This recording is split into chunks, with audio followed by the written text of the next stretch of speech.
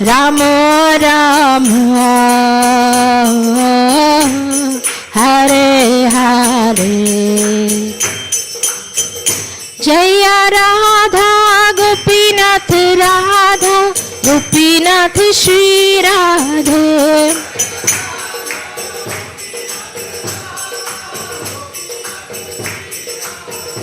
जय राधे जय राधे जय राधे जय श्री राधे।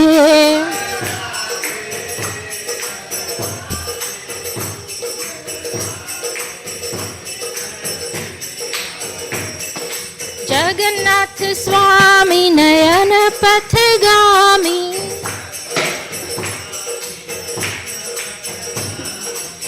नयन पथगामी भाव तुम्हें।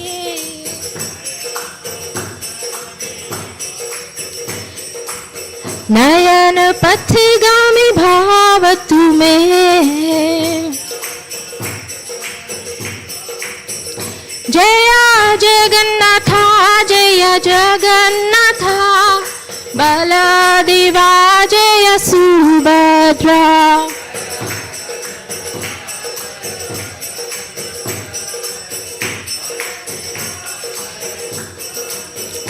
जय गौरानिताय गौरानिताय गौरानिताय जय गौरानिताय।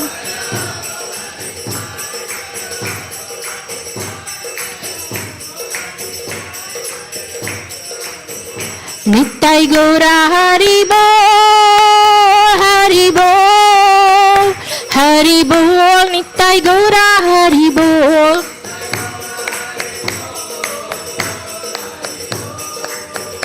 हरि बोल नित्य गौरा हरि बोल। जय ओम विष्णुपाद परमहंसा परिव्रचार्य सूत्र सत्य Shri Srimad his divine grace Abhay Charanaravinda Bhaktivedanta Swami Srila Prabhupada की। इस्कॉन फाउंडर आचार्य श्रील प्रभुपाद की।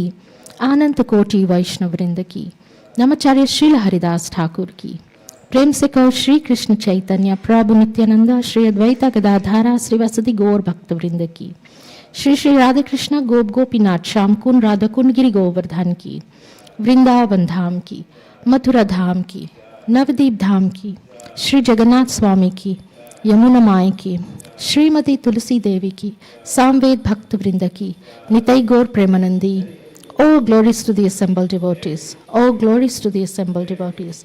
All glories to the assembled devotees. All glories to Shri Guru and Gauranga, Srila Prabhupada ki, Srila Gurudev ki. Namam Vishnupadaya Krishna Pastaya Bhutale Srimate Bir Krishna Goswami Niti Namne Namo Hamsa Nikashaya Prabhupada Priyate Shuditashdi Nishtha Bhayantasya Vakyanvadine. Good morning and Hare Krishna to everyone. Hare Krishna and welcome to all our online viewers who are on Mayapur TV, watching the Sydney channel, Radha Gopinath Temple, and ISKCON Sydney YouTube and also Facebook. So this morning we are reading from Srimad Bhagavatam, chapter 4, Canto 4, chapter 7.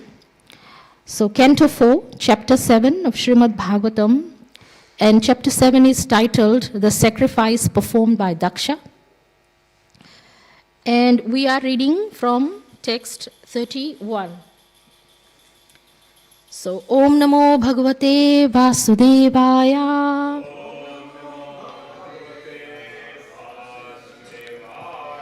Om Namo Bhagavate Vasudevaya. Om Namo Bhagavate Vasudevaya. Narayanam Namaskrityam Naram Chaiva Narottamam Devam Saraswatim Vyasam Tato Jayamudiraye Nasta Prayashu Abhadreshu Nityam Bhagavata Sevaya Bhagavati Uttama Shlokhe Bhaktir Bhavati Naishtiki कृष्णाय वासुदेवाय देवकी नंदनाय च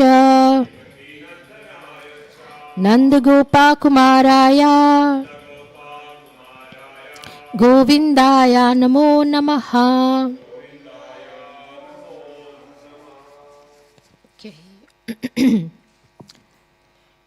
ब्रह्मा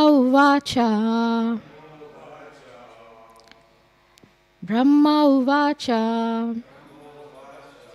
नैतत् स्वरूपं भवतोऽसौ पदार्था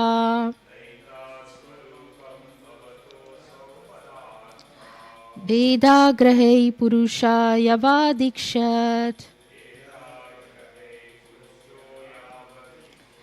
ज्ञानस्य चार्हस्य गुणस्य च श्रायो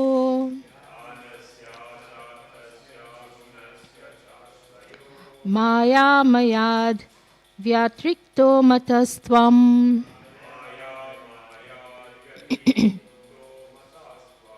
ब्रह्मा उवाच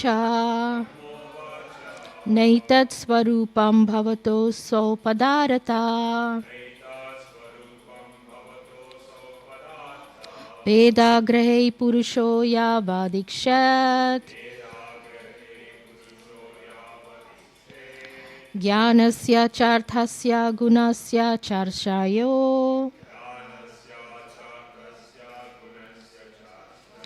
मायामयाद् व्यात्रिक्तो मतस्त्वम्.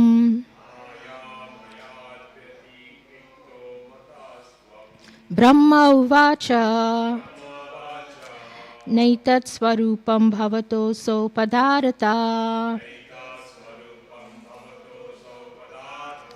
वेदाग्रहे पुरुषो यावदीक्षत् ज्ञानस्य चार्थस्य गुणस्य चाश्रयो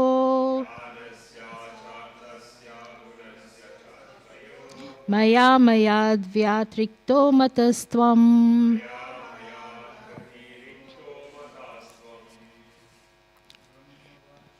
ब्रह्मा उवाच नैतत् स्वरूपं भवतोऽसौ पदार्था वेदाग्रहे पुरुषोऽयावदीक्षत्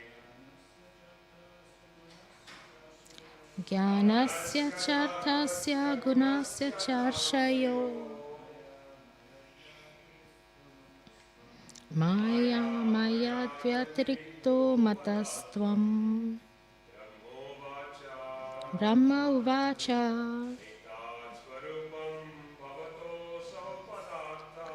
नैतत् स्वरूपं भवतोऽसौ पदार्था वेदाग्रहे पुरुषो यावदीक्षत् ज्ञानस्य चार्थस्य गुणस्य चाश्रयो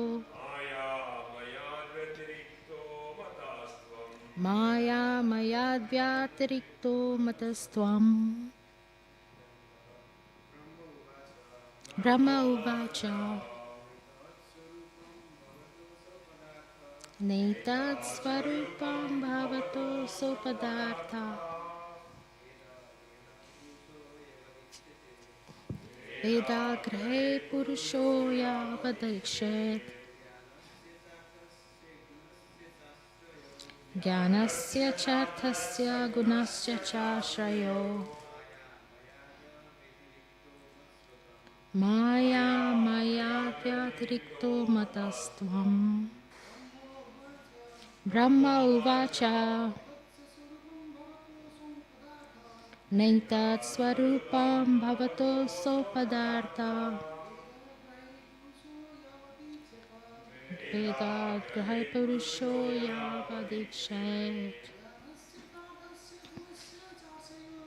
ज्ञानस्य चार्थस्य गुणस्य चाश्रयो मायामयाद्व्यतिरिक्तो मतस्त्वम्. ब्रह्म उवाच Naitat swarupam bhavato sopadartha Bheda grahe purusho yavadiksha.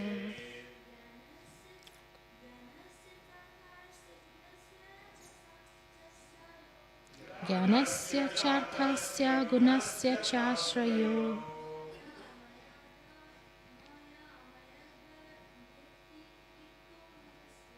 Maya maya dvyatirikto matastvam. Okay. Brahma Uvacha. Lord Brahma said, Na, not, etat, this, swarupam, eternal form, bhavata, yo, asau, that other, padartha, knowledge, bheda, different, grahe, by the acquiring, purusha, person, yavat, as long as, ikset, wants to see, jnanasya, of knowledge, cha, also, arthasya, of the objective, gunasya, of the instruments of knowledge, cha, also, ashraya, the basis, maya mayat, from being made of material energy, vyatariktaha, distinct, mata, regarded, tvam, you. So the translation and purport by His Divine Grace, A.C. Bhaktivedanta Swami Srila Prabhupada ki jai.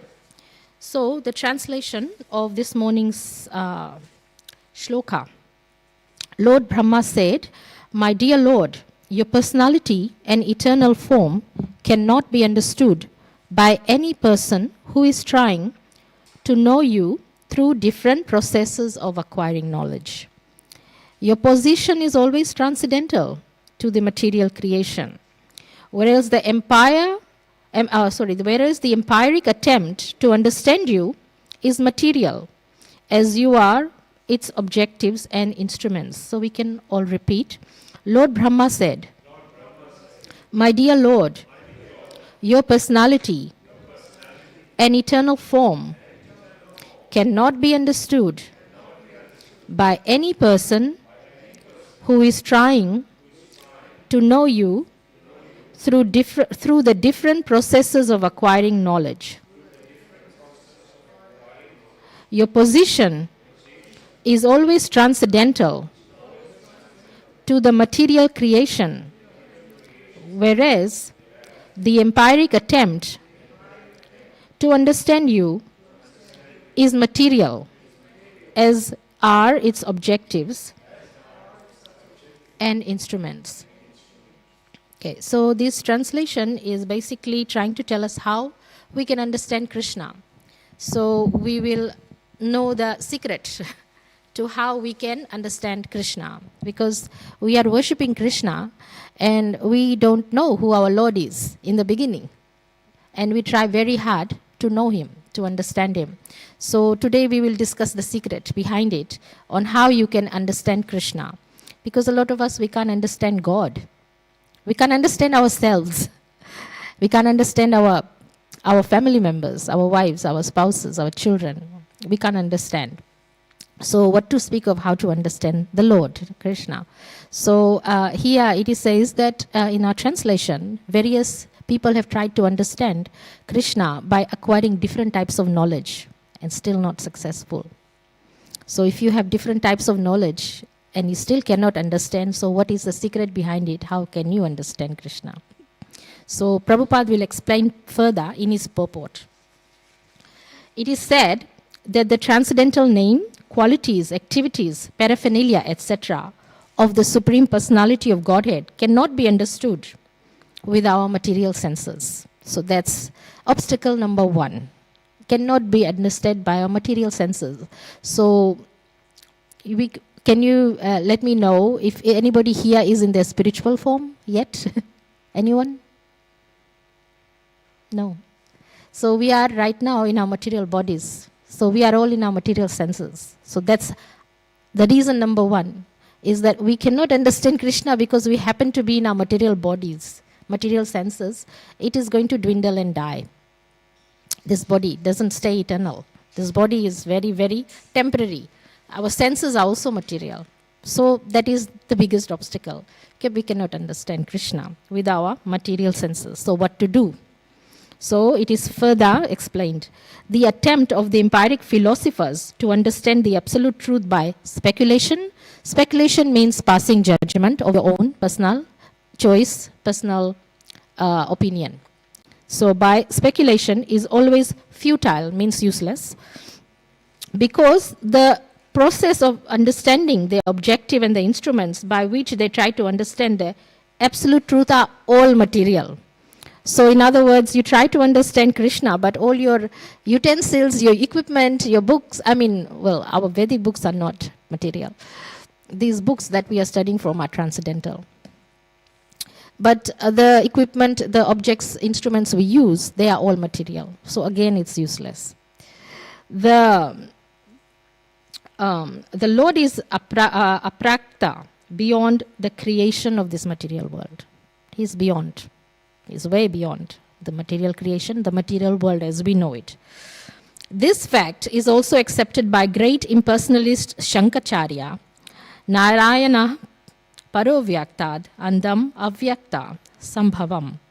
Avyakta, or the original material cause, is beyond the material manifestation and is a cause of material world. So because Narayan, the Supreme Personality of Godhead, is beyond the material world. Okay, so Narayan is Lord Krishna. And he is beyond the material world. One cannot speculate on him by any material method. So things as we know, as we see, you cannot, not fully. We cannot understand him. So how can we understand him? One has to understand the Supreme Personality of Godhead simply, okay, so this is the answer.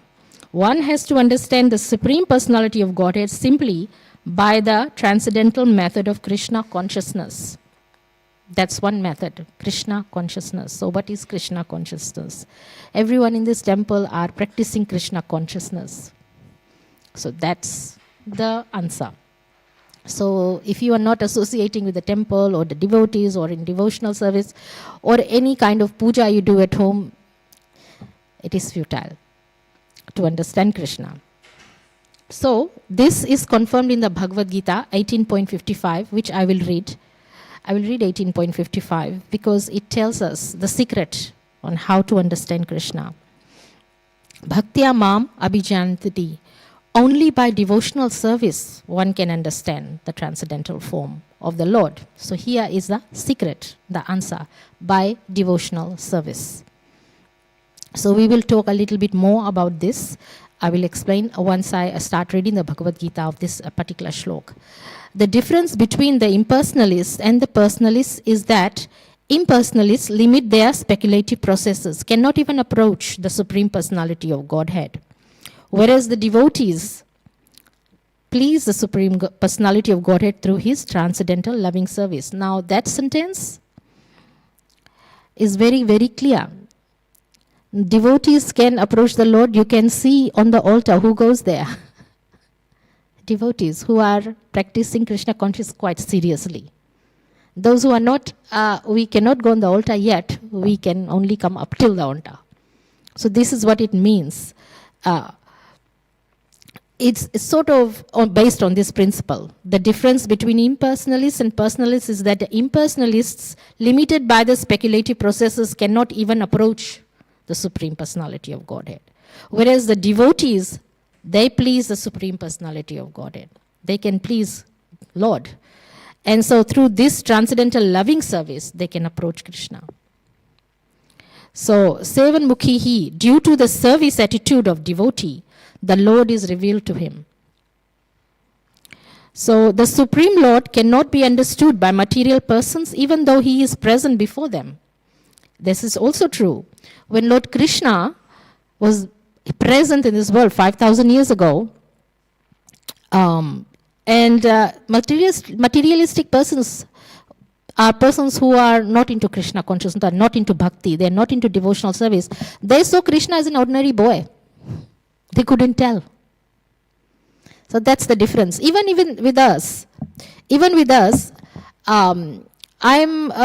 me take myself as an example. I don't want to point fingers at anybody here, but let's say that I'm here, I'm a devotee. You can see me as a devotee Mataji giving a class. So you can see that aspect. At home, I'm somebody's daughter.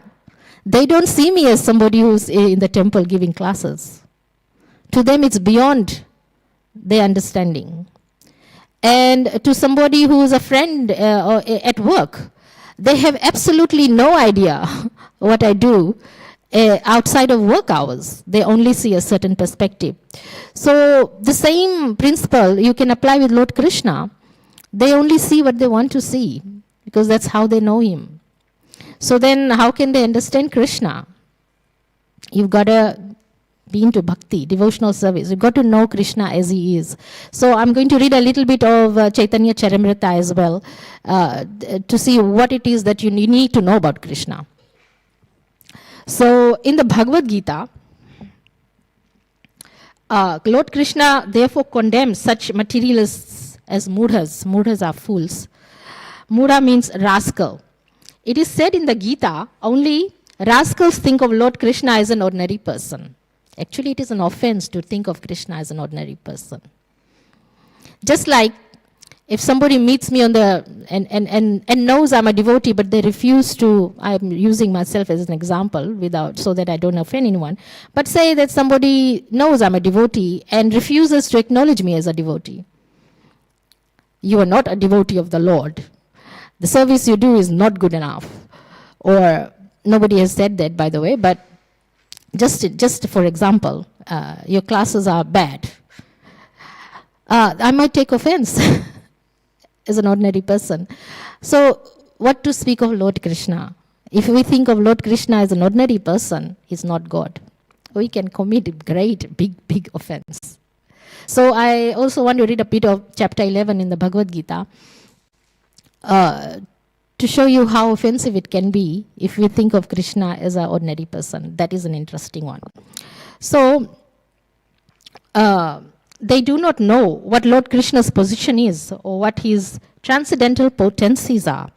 Unaware of his transcendental potencies, the impersonalists deride the person Lord Krishna, whereas the devotees, by dint of their service attitude, can understand him as the personality of Godhead. Those people who are worshipping Krishna, they'll tell you, oh, he's God. They know he's God. And they know no one else as God. That's another thing. Because there are many types of forms of God. And they get confused.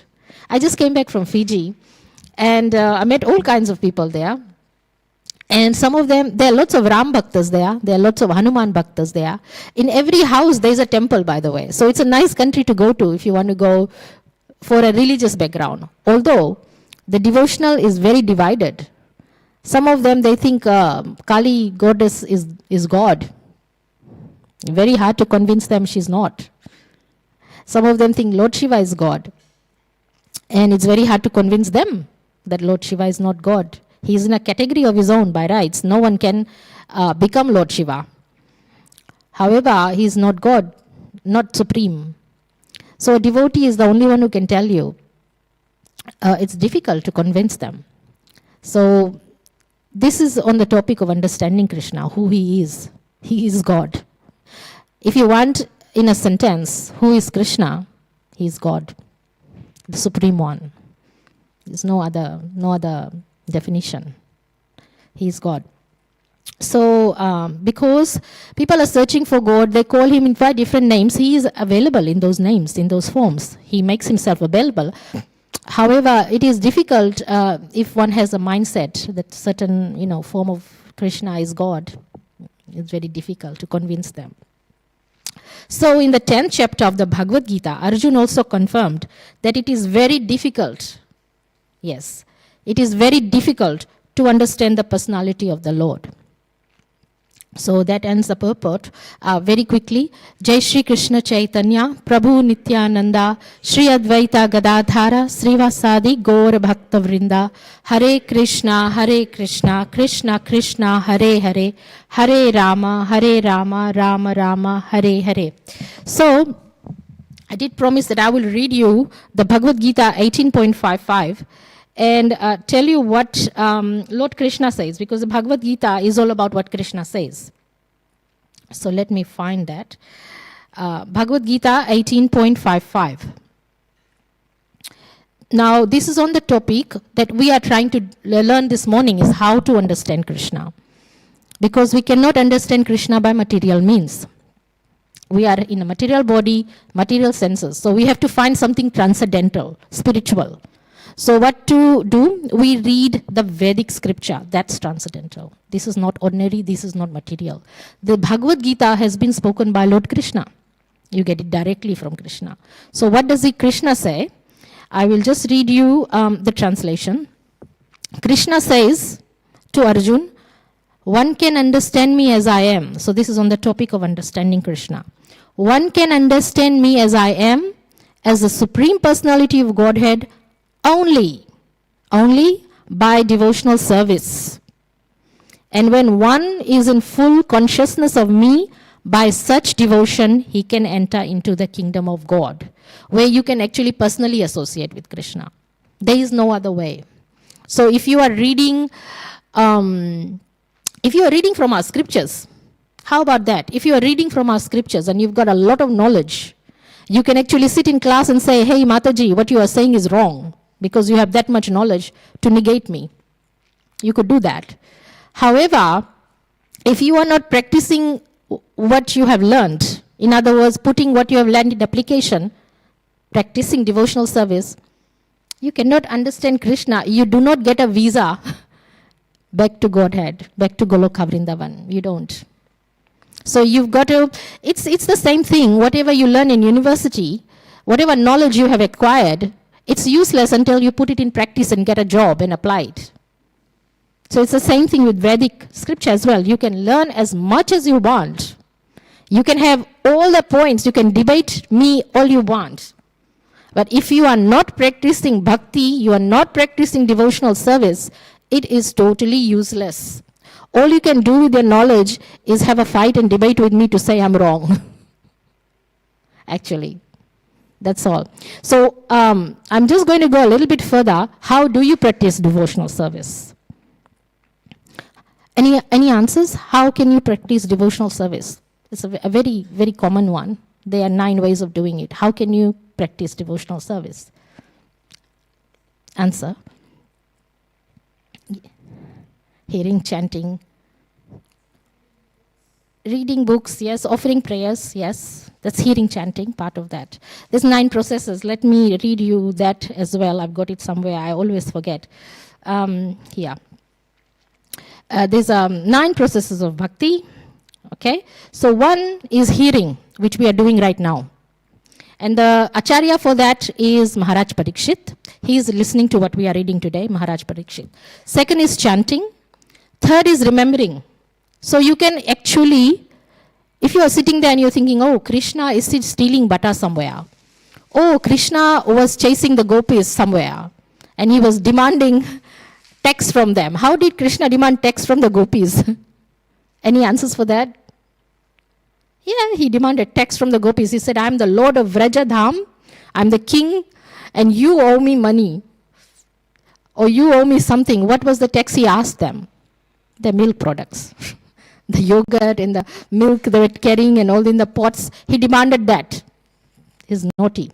So if you are thinking of him like that, thinking of his pastimes, that's devotional service in your mind.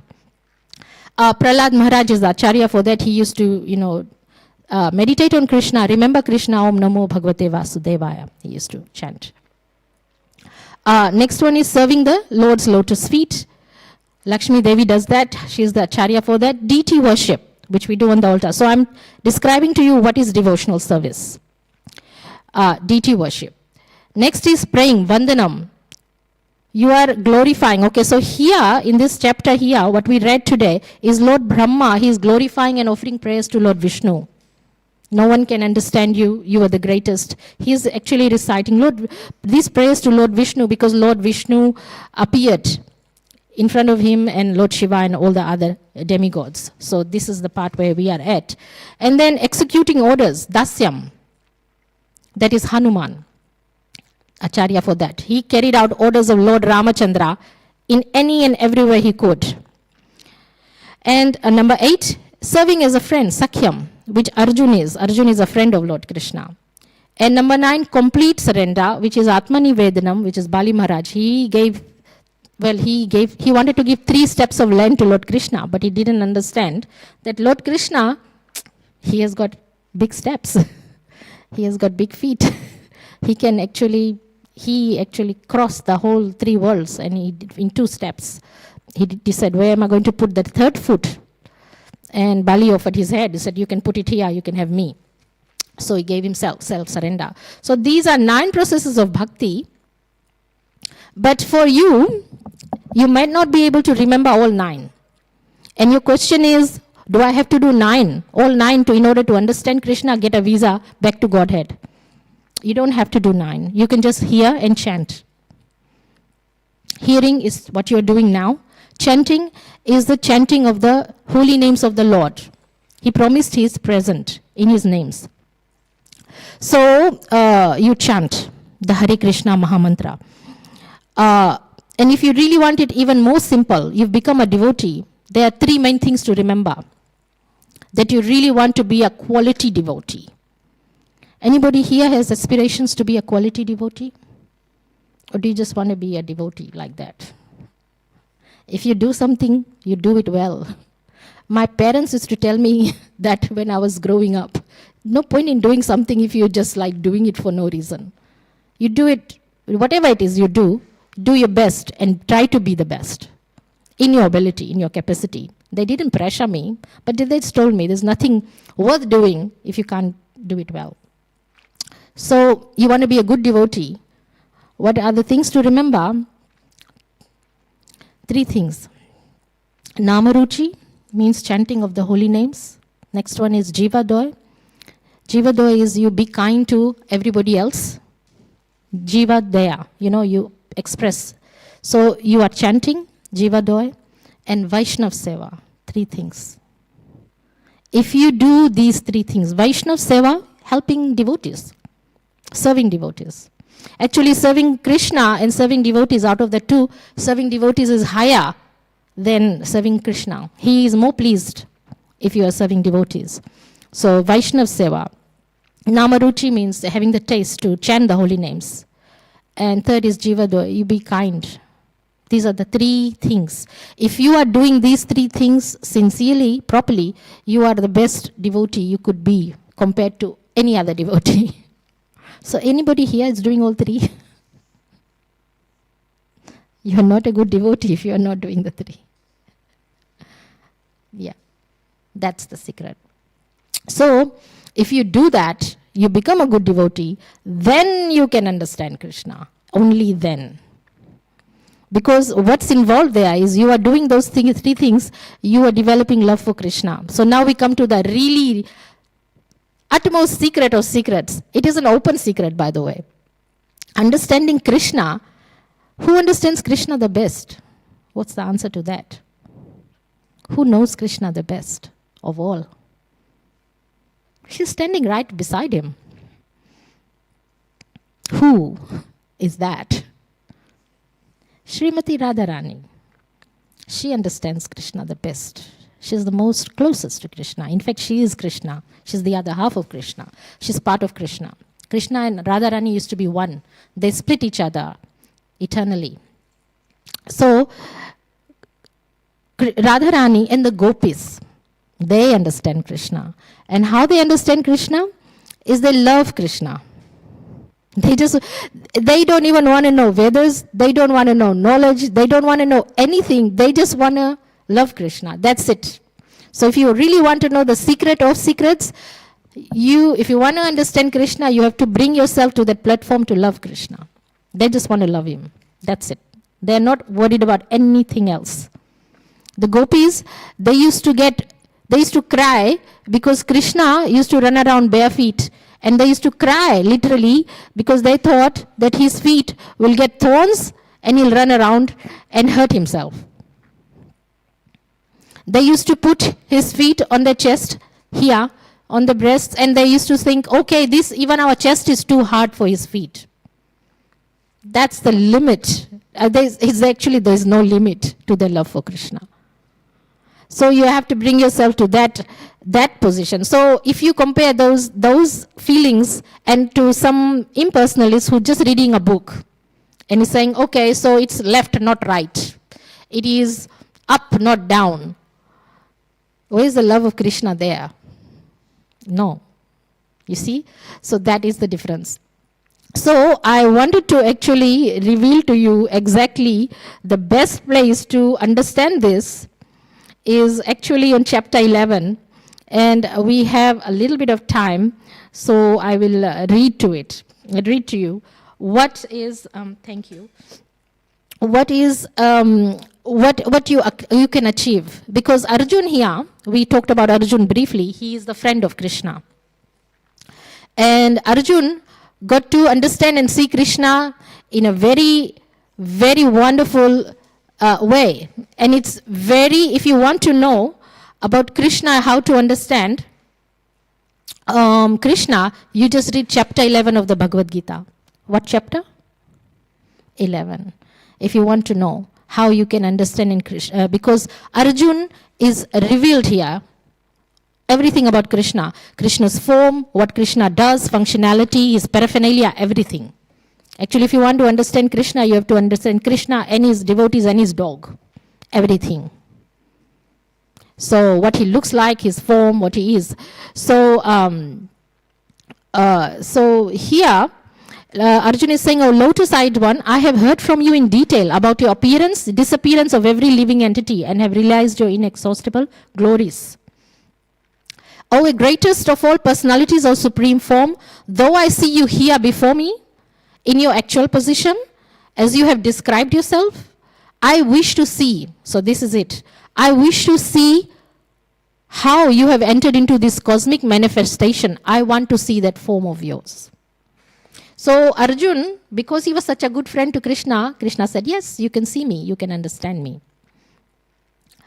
So, so Lord Krishna says, "My dear Arjun, O son of Pritha, see now my opulences and hundreds or thousands of very, very divine multicolored forms." So he shows Krishna, Krishna shows Arjun his Virat Roop, universal form.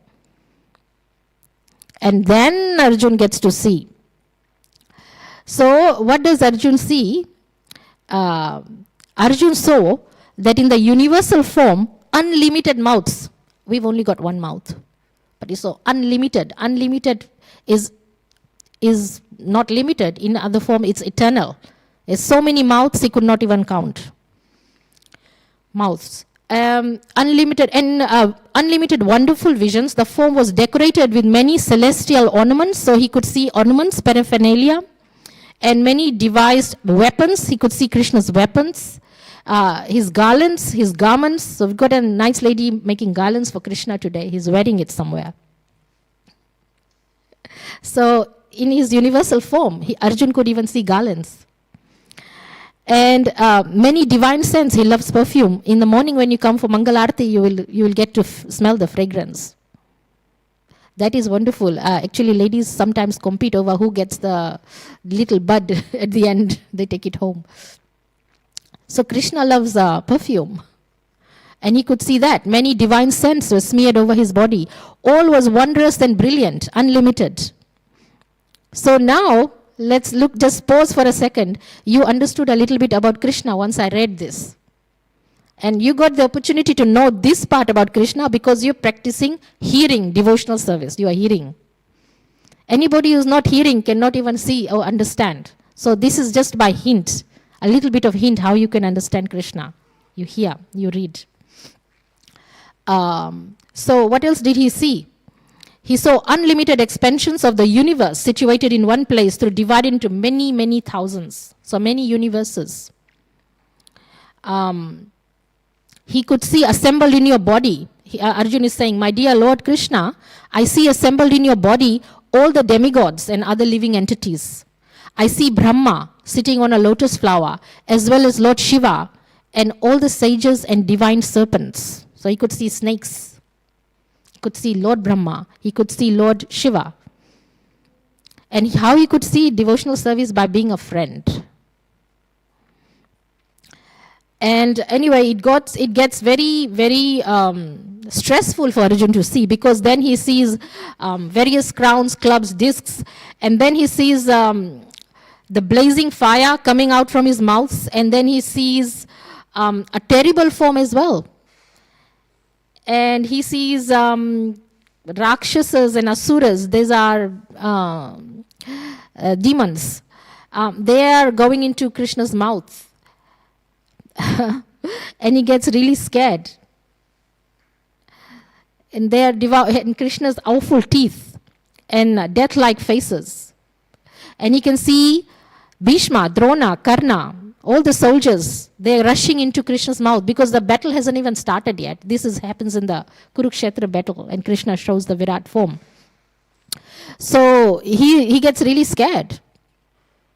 So this is what I mean. Over here, remember I might have mentioned in the beginning, if you consider Krishna as an ordinary person, you are committing a great offense. So if you happen to see the Virat form, and you see those blazing mouths, and all those demons going in Krishna's mouths, and you see blazing fire, and unlimited universes, and all these demigods are shaking in fear, terrified, and offering him prayers in fear of Lord Krishna's power and his greatness, they're all scared of him in that form. So what to speak of us thinking Lord Krishna is an ordinary boy or ordinary person? We're committing a huge offense. Huge offense. So over here he says, O Lord of Lords, so fierce of form, please tell me who you are. I offer my obeisances. Please be gracious to me. You are the primal Lord. I want to know about you, for I do not know what your mission is. Arjun is asking. And what does Krishna say? Krishna says, time I am. I'm the great destroyer of worlds, and I have come here. Why has he come here to this world? He has come here to destroy all the people. He's a destroyer. With the exception of you, the Pandavas and the soldiers here on both sides will be slain. That's the power of Krishna. So you cannot, take him as ordinary. He was there to destroy all the demons. With the exception of Pandavas. Why? Because they were devotees. And Krishna also mentions in the Bhagavad Gita, declare it boldly that my devotees shall never perish. So he protects his devotees. So he says, therefore get up and fight. And then I'm just going to skip and come to the last bit. So if you really want to understand Krishna, read chapter 11 of the Bhagavad Gita. It is very, very, very good. Very good chapter. It's, by the way, it's one of my favorite personally, because if I want to understand Krishna, and I want to see his forms, and I want to see how Arjun reacts, and how he manages to convince Arjun to fight, just read chapter 11 of the Bhagavad Gita. So here again he stresses, text 54, again he stresses, my dear Arjun, only by undivided devotional service can I be understood as I am. Standing before you, and thus can be seen directly, only in this way can you enter into the mysteries of my understanding. Only by devotional service. No other way. No other way. My dear Arjun, he who engages in my pure devotional service, free from contaminations of fruitive activities and mental speculation, he who works for me, who makes me the supreme goal of his life, and who is friendly to every living being, he certainly comes to me. Friendly to every living being, Jivadoy, that we talked about. Chanting, hearing, devotional service. And then Vaishnav Seva, again devotional service. The highest seva you can do is serve the devotees. So, there is one trick, there is one condition though to devotional service. What is that condition? How can you perfect your devotional service? We've just gone over it, the three things: Jiva Doy, Namaruchi, chanting, and Vaishnav Seva. But how can you do that perfectly? That is the question. How can you do that? You can do it in your mind, but the way you think is necessary. But how can you actually do that perfectly in a very acceptable way? Who empowers you to do those things? That's a hint there. Someone has to empower you to do devotional service. Correct. You need a spiritual master. You need a spiritual master to do devotional service. Otherwise, it is in your speculation, okay, I'm doing Vaishnav Seva, I'm doing Namaruchi. No, you need. So, who am I working under? I'm working under my spiritual master. His Holiness Bir Krishna Maharaj. Who is he working under? He is working under Srila Prabhupada. He's serving under. And then Srila Prabhupada and the Bhakti Siddhanta Saraswati Thakur. And so on and so on and so on, all the way to Lord Chaitanya Mahaprabhu, to Lord Brahma, Narad Muni. So we all come from a line of succession. You cannot perform devotional service unless you have a guide, a guru, a proper one. So you need devotional service. In order to do that, what is right, what is wrong, empowerment, you need a spiritual master. And sometimes we hand over the spiritual master to somebody and say, please come to his program. And they say, we are too busy. Right now, I must actually also mention, we have lost one of our very highly qualified spiritual masters. He's left this planet. All glories to His Holiness Gopal Krishna Swami Maharaj. Can we chant one Hare Krishna for him? Hare Krishna, Krishna Krishna, Hare Hare, Hare Rama, Rama Rama, Hare Hare. He's a great personality. He single-handedly built 100 temples in India for Srila Prabhupada. His glories are unlimited. He's one of the best of disciples of Srila Prabhupada. And we are very sorry to lose him. So one by one, Prabhupada his direct disciples are leaving this planet. And we are stressing, please get initiated while they are still in this planet, please. And they say, oh, we are not ready yet. We are just not ready yet. Then what if they leave? You missed your chance. Oh, we will go to another sampradaya. What kind of quality will you get? You've got the best of quality of Guru Maharajas at the moment on this planet. There are some great souls walking on our planet right now. They are direct disciples of Srila Prabhupada. Please take advantage. Don't say, oh, well, I want more. What else do you want? You can't get any better than that. I've just come from initiation, my spiritual master yesterday. He initiated 26 devotees. And wonderful names he gave.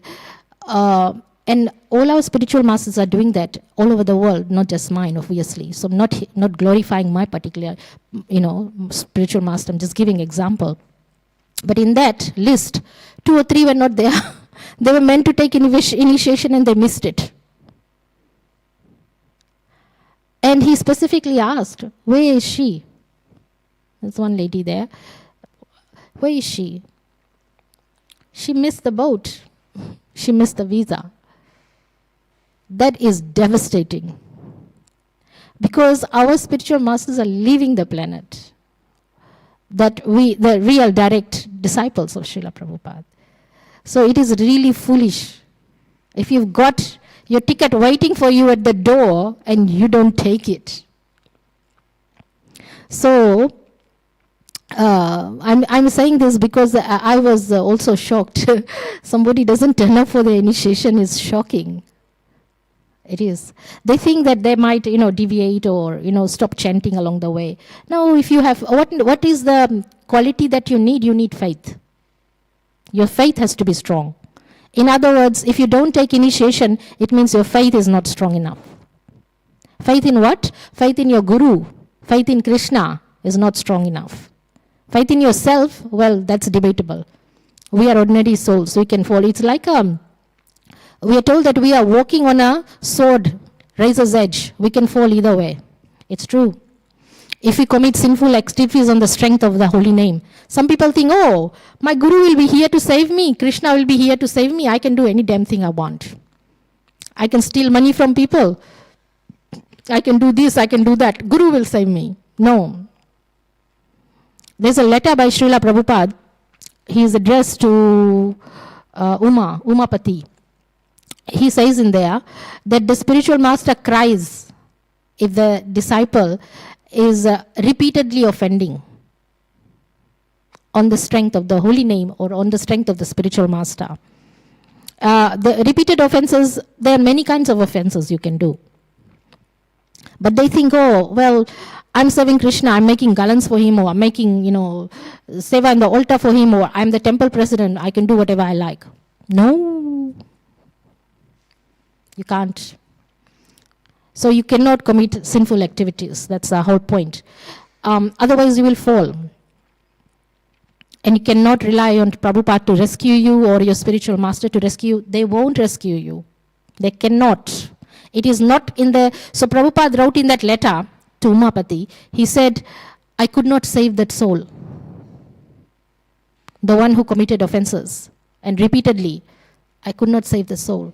So the spiritual master also cannot save you if you have committed sinful activities on the strength of the holy names or on the strength of the spiritual master's name. They cannot save you.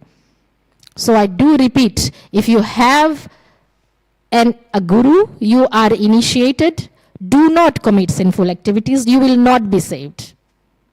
Guru will not save you, Krishna won't save you, Yamaraj will come and get you. Don't steal from Krishna. Don't commit offenses. Do not harass other devotees. Serve those devotees. Vaishnav Seva. Jiva Doi. Be kind. Don't be unkind. Don't steal from people. Don't hurt living entities. These are do nots. Because you will not be saved. And that's why people do not take initiation, because they think they are not ready. But please get your head around. Get your head around this and develop faith in Krishna. Develop faith in your Guru.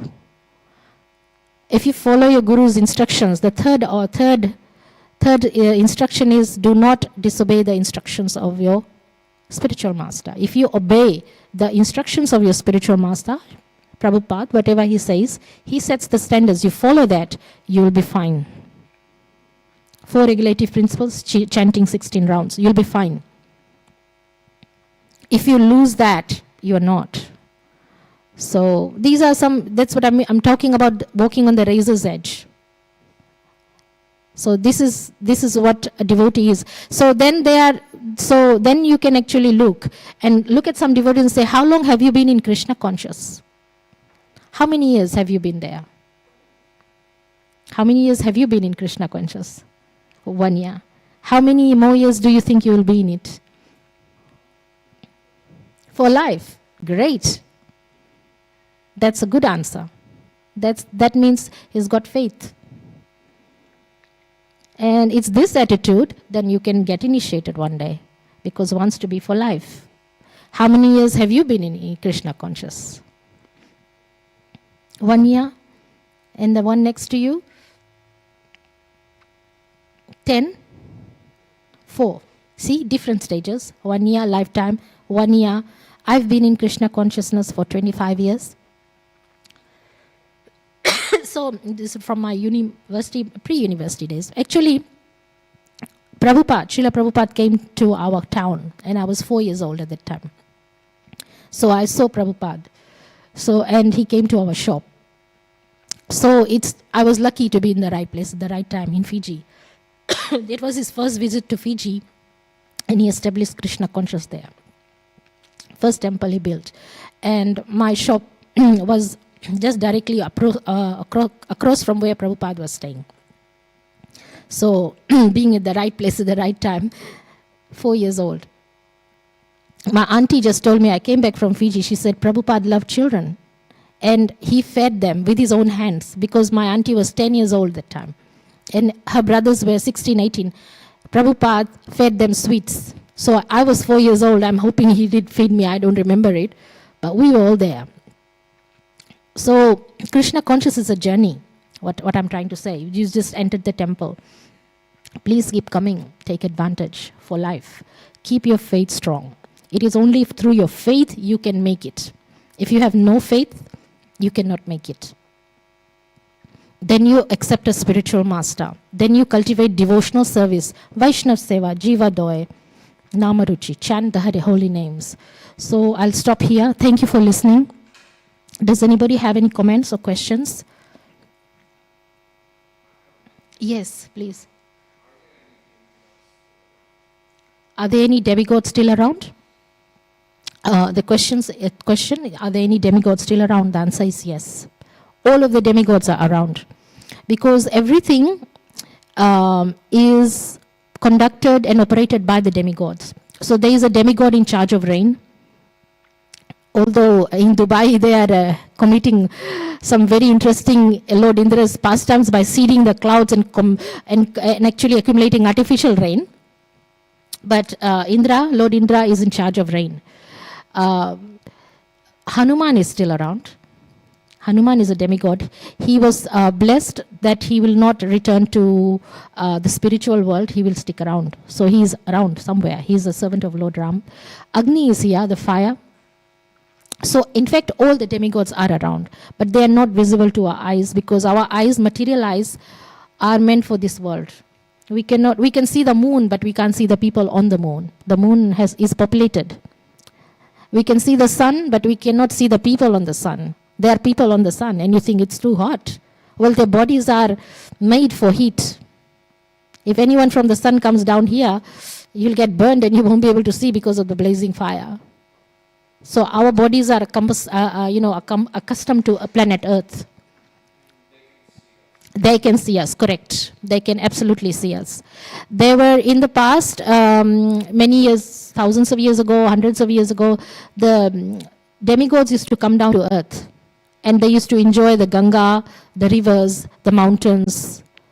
Even, some of the demigods might think there's a beautiful lady. They used to have relation with the lady, beautiful Earth lady. They used to do that. But not anymore, not so much, no. Because our Earth is contaminated, it's Kali Yuga. They stay away from planet Earth because it's Kali Yuga. Yeah, so to answer your question, definitely, the demigods are very much present. They haven't gone anywhere. The Vasus are here, the Nakshatras are here. They rule the planets, and then when you are born, your astrology, your whole horoscope is taken out. They're in charge of planets, certain planets. So Saturn is the Shani. So if you have Shani in your horoscope, you are in big trouble. You got to chant Hare Krishna to escape him. My spiritual master was saying in his classes today, Hanuman also had a Saturn period. So they have Rahu period, they have Saturn period. These are demigods.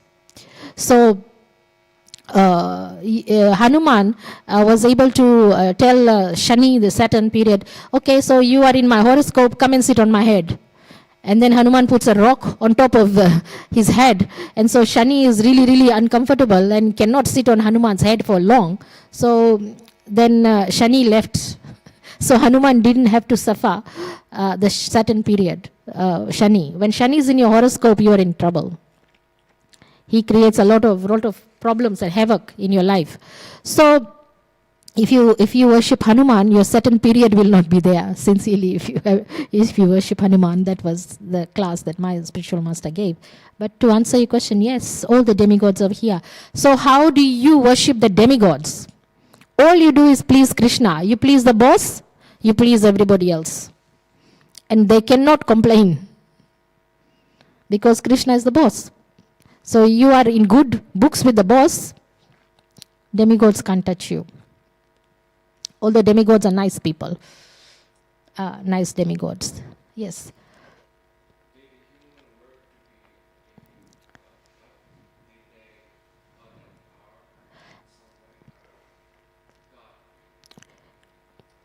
So the question is, did demigods get their power from God? Is that right? Were they human beings before? Is that what you're asking? The answer is also yes. They were human beings before. The demigods, they are jiva souls like us. We are jiva. So if we do good things in this life and we become a mixed devotee, not a pure devotee. A pure devotee wants to go straight to Krishna, wants to please Krishna. But if we want to enjoy luxuries in life and we want to have a good party and enjoy apsaras, ladies, and dance the night, then that's mixed devotee. But we want to do good. We are not hurting anybody. We still believe in Krishna. We are Vaishnavas. So we become demigods in our next life, because in this life we did lots of karma that they were good. And so we go up higher planets to enjoy. But then we have to come down. Once our karma runs out, our bank account is nil, a spiritual bank account becomes zero, we have to come back again. And then try again and go back up to the higher planets again. So to answer your question, yes, we can become demigods.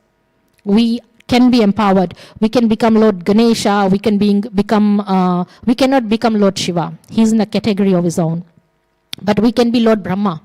He is a jiva soul. All the demigods are jiva souls. We can go there. All of us. Yes. Yes.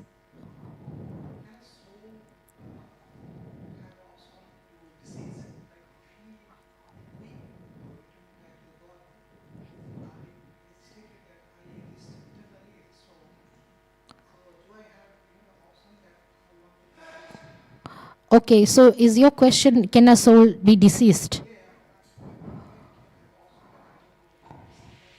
You have the option of? Oh, to exist at all. The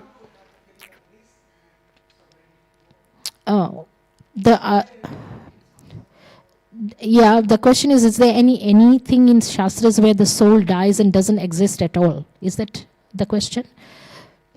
The answer is no, because there was never a time in Bhagavad Gita, Krishna says that you never existed, never ceased to exist. You've always existed. You are part and parcel, your soul. So if you can imagine a big whole piece of pie, there's a crust piece, that's you. Krishna is whole. You're part and parcel of Krishna, your soul. So,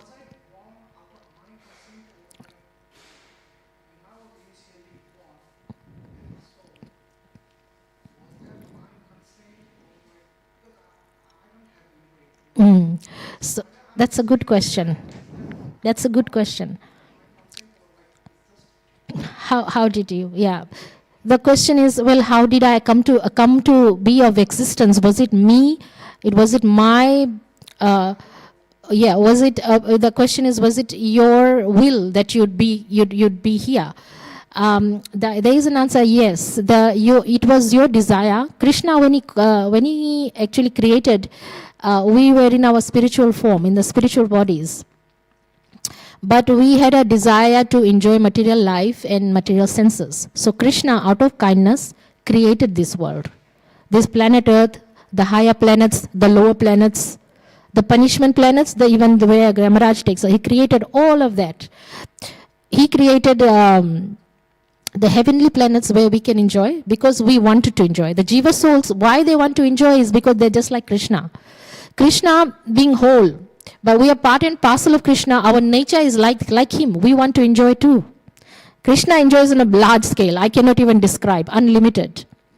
But we also want to enjoy because we're part and parcel. We want to, but our enjoyment is temporary. This is a temporary world. We'll get illusioned. We'll get disappointed. And then Krishna created his holy name so that we can actually realize and then go back to the spiritual world where we can be eternally existing, eternally blissful, eternally full of knowledge, eternally be with Krishna. But right now we are in this planet because we wanted to enjoy separately from Krishna. We wanted to be the boss and lord over everybody. So that's why. And then we started behaving, maybe like in one life, behave like pigs and eat.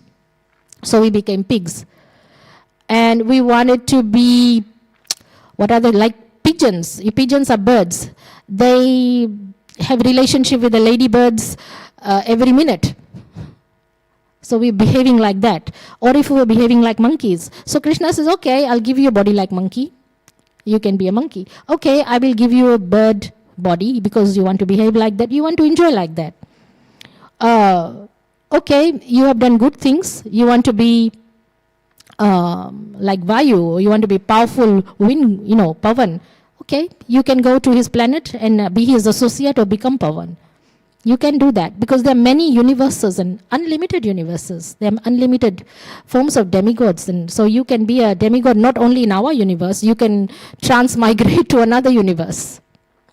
The soul travels and travels and travels, and it's a very exhausting procedure. You have taken birth many, many times. Oh, that's uncountable. I cannot tell you how many souls. I can only tell you what is 8.4 million forms of life. Different types, yes.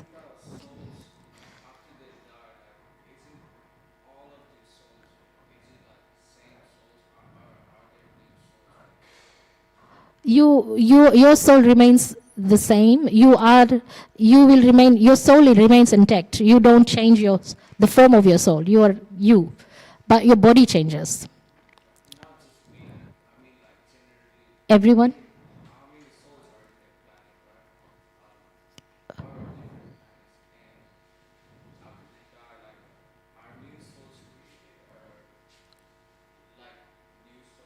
Generated. So the question is, are new souls generated every time? And how many souls they are? I would have to research on that because not exactly do I know that is Krishna creating new souls all the time. Yes, Mataji knows.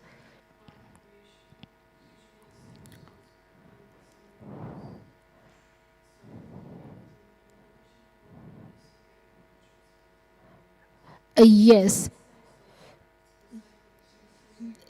Yes, when there is annihilation, that's what Mataji is saying. When there is annihilation, at the end, when there is destruction, then all the souls are they're transported back into Mahavishnu, and he lies dormant. So you are inside him until there is a new creation, and then he releases you from there again, and you start your life from where you left off. So when there was a destruction of the universe in this universe, and you happen to be a bird, and you died as a bird, and when your soul went back to Lord Vishnu, Mahavishnu, stayed there dormant, another creation, another universe, you'll come back as a continuation from that bird body. So you continue. But the question was, are there new souls created? Well, all these souls are created in different universes, and they are unlimited number. There is no count. Can you count the number of stones outside in the ground? You can't. So can you count the number of souls in the entire creation, in all the universes? No. So, and it's unlimited. And then there are millions and millions of gopis and souls in the spiritual world. So it's uncountable. We cannot count it. But as far as existing or creating, it lies dormant until the new universe is created. Then you come out. As far as new souls are created, I don't think they are like new souls, new fragments of Krishna, but it's possible. Anything is possible with Krishna. If he wants to create a new soul, or it's his game, it's his kingdom. He can do anything and everything. What's the best place to? Spiritual world, the best place is to go to Krishna. And then you don't come back. The best place to go is Lord Krishna's abode. Then you don't feel any pain. You don't feel any torture. Nobody cheats you. You don't have to cry. Your body doesn't dwindle and die. You don't get old. When babies are born there are no baby there. They're born as fully grown. In the spiritual world, you have a spiritual form of body. It is not material like us. It doesn't. You are born there. They are babies born, but they are fully grown. There are no crying babies, they don't. And then they don't die either. There's no death there. So the concept of the spiritual world is completely different from material existence. So we can only dream. And the best way to go there is through devotional service like we discussed. And you need to have a spiritual master for that. You need to accept a bona fide spiritual master who can guide you along the way, so you don't fall, so you don't get lost. And if somebody presents you with the opportunity, please take it. Somebody tells you to chant Hare Krishna, please do. Somebody tells you are on the initiation list, please go there, get initiated. Don't say I'm too busy. Go and get initiated. Because then you can go to the spiritual world and then enjoy the life there. Yes, final question.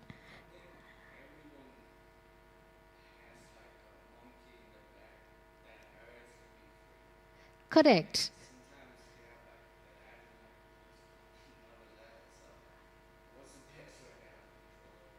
Right, that's the best question anyone can ask.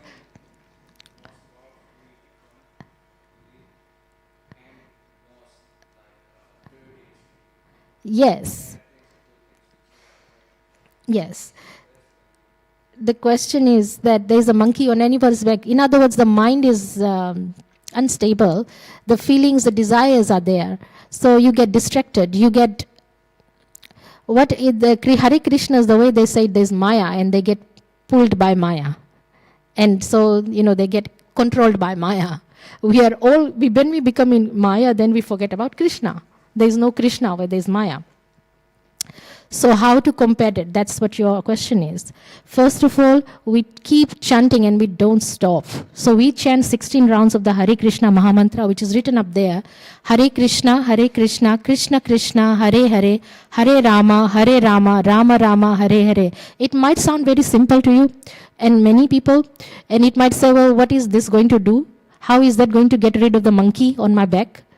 The Lord is present in his names. He is most powerful. He will get rid of the monkeys. He will get rid of the desires. He will get rid of the impurities. He will come and reside in your heart. All the impurities, uncleanliness will leave, will go away if you chant sincerely.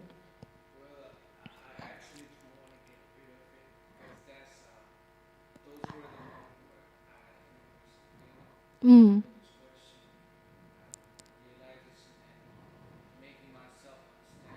Mm-hmm.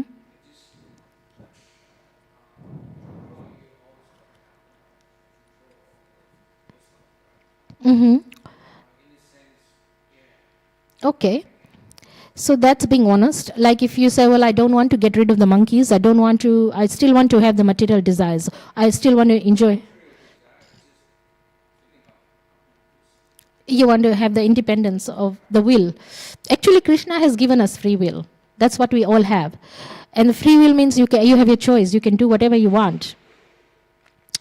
So the idea is to channel your choice, your will. Like you just said earlier, you want to stay a devotee for life. You want to be Krishna conscious for life. That's your wish. Then you will do everything to get that wish. So you'll become a devotee. You will chant. So the idea is to channel everything towards Krishna, if you want Krishna, if that's your desire. So you dance for Krishna, you sing for Krishna, you eat Krishna's remnants, in other words, prasadam. You do everything and anything, and every offering you do is for Krishna, you will surely reach Krishna. And that will be your enjoyment. You have to make a priority. Okay, so I think we should stop there. But thank you for your questions. It was wonderful discussion. Hare Krishna. Krishna, Srimad Bhagavatam Puran ki jai.